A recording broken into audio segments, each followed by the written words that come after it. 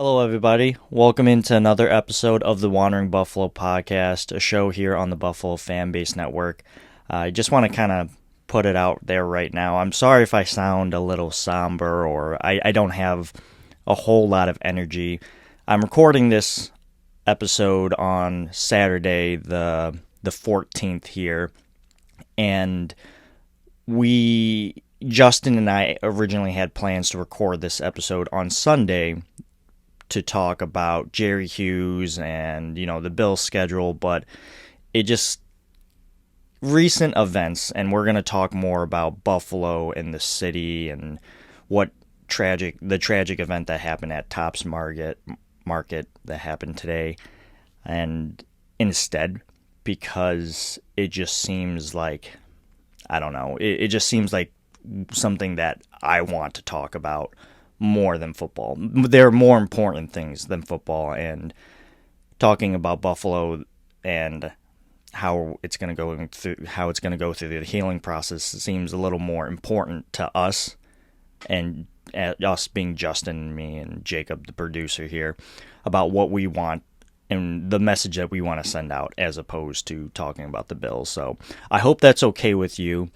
And someone here to help me talk about this is the voice of the podcast. You've only heard her once before, but Claire Barnwell, she's here to help me flesh out these thoughts. Claire, how are you doing today? Hey, Andrew, I'm doing well. Obviously, super sad about all of the recent events going on. Yeah, and I find myself struggling to talk about it because it just seems so unreal that it happened.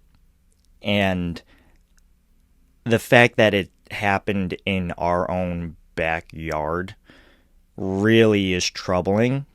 And the fact that it was a racially motivated attack that was broadcasted live through Twitch is really just downright sickening.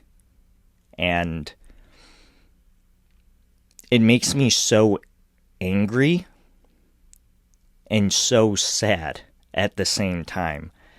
I don't really know how to process my thoughts here because this happened like what, 4 hours ago, and I'm still trying to ruminate on these thoughts and how I feel, and then I start going into the rabbit hole. Well, like, I'm having these feelings. I don't know how you, the listeners, are feeling. And especially, and I just want to say this right now, my condolences, seriously, to all the family members out there of the victims. Or if you were just like in the area, just anyone in the community of Buffalo or West New York that feels this like pain or just any type of way about this, like I'm right there with you. That's all I want to say. Like, this is not something that you should feel that you shouldn't feel like you should have. Like, those feelings are valid, and I just, yeah, it just sucks. I don't really know how else to put it. How are you feeling about it? Yeah, and it just sucks to continue hearing about these shootings that happen in our country. And like you said, Andrew, the fact that it was blatantly and admittedly racially motivated by the perpetrator is that much more infuriating, especially the fact that this person had the audacity, like you said, to live stream it. And I'm really just curious what Twitch as an organization, as a company, if they're going to post some type of statement or, what their PR is going to be around this tragedy. Yeah, that's pretty. And before we get into it any further, like, this is going to be a shorter episode because, like, obviously, we don't want to talk about this too much, but it does need to be talked about. But to go off what you said, I got the article up from AP right now, and it said for at least 2 minutes, 2 whole minutes, he broadcasted this whole thing happening before Twitch got in and ended his transmission. So for 2 whole minutes, we don't know how many people saw that live. That is so troubling that people got to see that it was even on the table.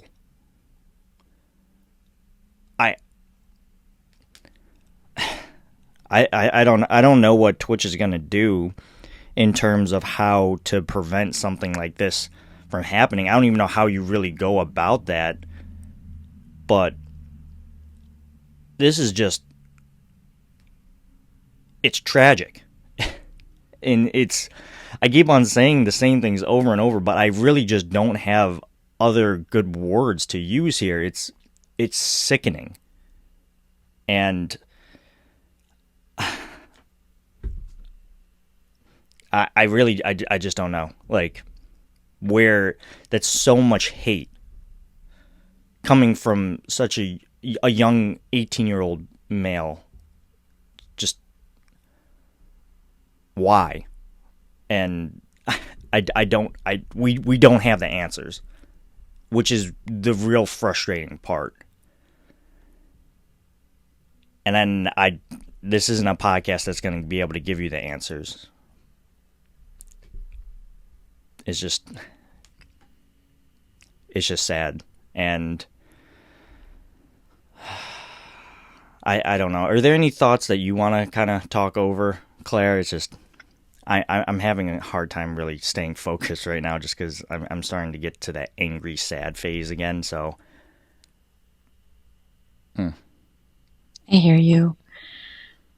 Yeah, I think at this time, you said this earlier in our conversation before recording, Andrew, is that we really need to just reach out to our family members near and close, whether they're in Buffalo or in the surrounding area or wherever they may be, and just really thank them and tell them that you love them, and